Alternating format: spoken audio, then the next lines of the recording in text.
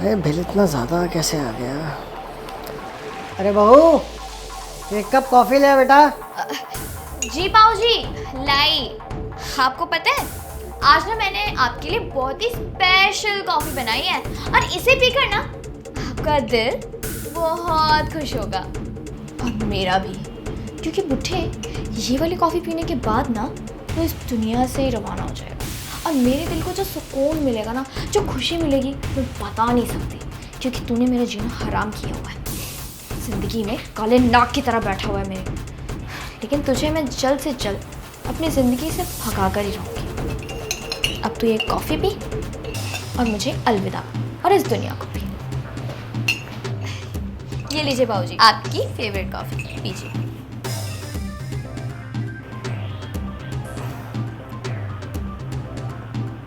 कुछ काम है बेटा? नहीं बाबूजी, मैं तो बस ऐसे ही खड़ी थी। तो जाओ बेटा, काम कर लो कुछ। ओके बाबूजी, मैं जाकर काम करती हूँ।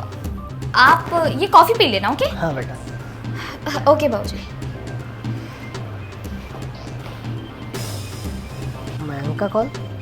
हेलो। हाँ मयंक, अरे इतना अर्जेंट में अभी आता हूँ।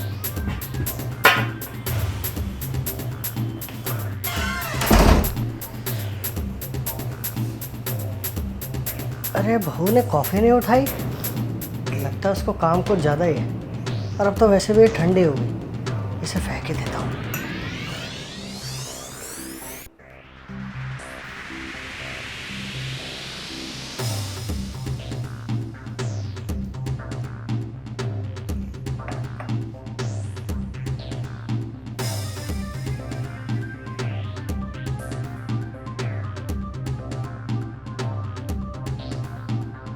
अरे कॉफ़ी का कप कहाँ चला गया?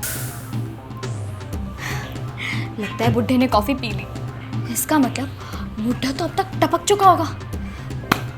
ये चेक करके आती हूँ।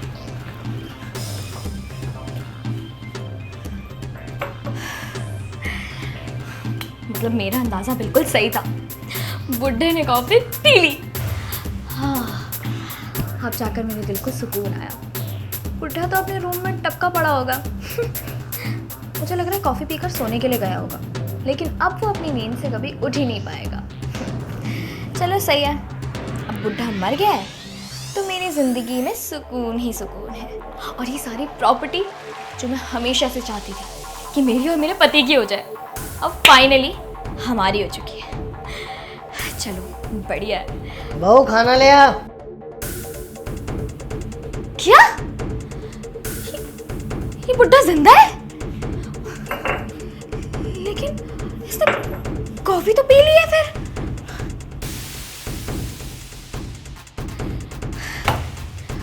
अच्छा, तो मतलब बुड्ढे ने कॉफी यहाँ सिंक में फेंक दी है।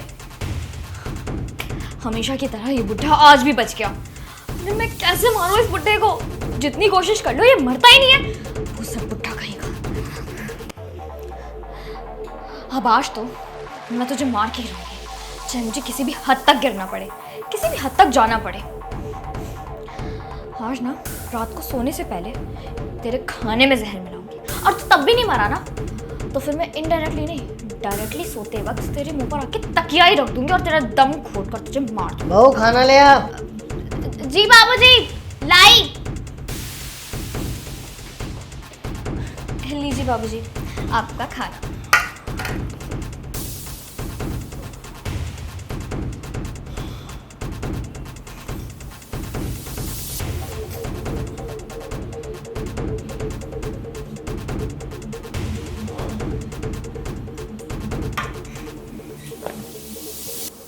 अरे बाबूजी, आप उठ क्यों गए? बैठिए ना, खाना खाइए।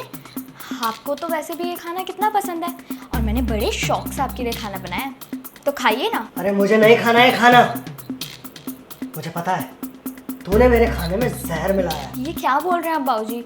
मैं आपके खाने में जहर क्यों मिलाऊंगी? अगर आप मजाक कर रहे हैं ना तो मत करिए। पहले आप खाना खा लीजिए, उसके बाद बैठकर आराम से हंसी मजाक करेंगे। बस बहुत हुआ ये तेरा ड्रामा। अरे अब तो सच्चाई कबूल कर ले, मुझे मयंक ने सब बता दिया है। हाँ यार, मैं तुझे क्या ही बताऊँ। इस बुढ़े को मारने की मैंने 1000 कोशिशें कर ली, लेकिन ये बुढ़ा हमेशा बच जाता है।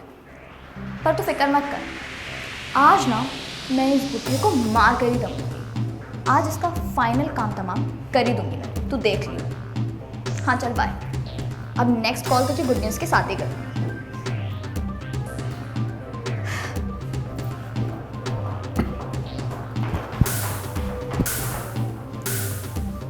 अरे यार, ये तो पास वाले अंकल जी की बहू है और ये उनको मारने की कोशिश कर रही है। अंकल जी को ये बात कैसे ना कैसे बतानी पड़ेगी, कुछ तो करना ही पड़ेगा। अरे मयंक, तूने मुझे इतना अर्जेंट ऊपर क्यों बुलाया? अंकल जी, मुझे आपको एक बहुत ज़्यादा ज़रूरी बात बतानी है। हाँ तो बोल बेटा। अंकल जी, जो आपकी बहू है ना, वो आपको जान से मारना चाहती है। क्या मेरी बहू मुझे जान से मारना चाहती है? पर क्यों? अंकल जी, ये तो मुझे नहीं पता, लेकिन मैंने उसे फ़ोन पे बात करते हुए सुना था कि वो आपको जान से मारना चाहती है। ठीक है बेटा, तेरा बहुत बहुत धन्यवाद जो तूने मुझे ये बात बताई। अंकल जी, आप अगर मेरी बात माने तो अपनी बहू के हाथ का बनाया हुआ कुछ भी मत खाइएगा। ठीक है बेटा, अब मैं चलता हूँ। अच्छा, तो ये है असली बात। बुढ़े, अगर तुझे आज मयंक सच ना बताता तो तू तो मर ही जाता है ना। मैंने पहले ही सोचा हुआ था कि अगर तू आज खाना खा के नहीं मरा ना तो मैं तुझे डायरेक्टली सामने से मारूंगी, फिर चाहे मुझे कुछ भी करना पड़े। मुझे अपनी ज़िंदगी से तुझ जैसे काले नाग को भगाना है, तुझसे छुटकारा चाहिए मुझे। मैं परेशान हो चुकी हूँ तेरी वजह से। ज़िंदगी से सुकून गायब हो चुका है मेरे। लेकिन अब मैं तुझे और नहीं सह सकती, इसलिए मैं तुझे मारना चाहती हूँ और तुझे मरना ही होगा। बस बहुत हुआ, बहुत सुन ली मैंने तेरी ये बकवास। अरे क्या गलत कहता था मैं तुझे? बस ये तो कहता था कि ये जो पैसा है ना, ये सही जगह खर्च करो। अरे मैं पैसे की अहमियत को समझता हूँ, तभी तुझे रोक टोक करता था, लेकिन नहीं, तुझे तो फजूल खर्चा करने की आदत है।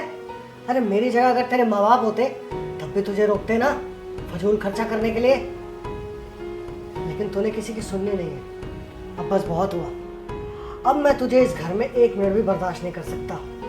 निकल जा मेरे घर से, अभी मेरा बेटा आता होगा और तुझे धक्के मार के इस घर से बाहर निकलेगा। निकल यहाँ से।